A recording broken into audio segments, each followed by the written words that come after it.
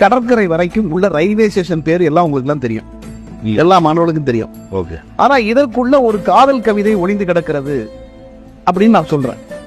தாம்பரத்தில் ஏறினேன் யார் இவள், சானட்டோரியத்தில் சங்கிலி சிரிப்பால் என் இதய ஓட்டத்தை இப்படி நிறுத்தியவள், என் குரோம்சோம்களின் பேட்டையில் குடியேறியவளுக்கு குரலோ வளம், பல்லாவரம் பாவையின் விழிகள் திரிசூலம், மீனம் பார்க்க துடிக்கும் பழம் வந்து தாங்கலாகும் அவள் பருவம் பரங்கி மலையான என் இதயத்தையே எப்படி கிண்டினால் இப்படி.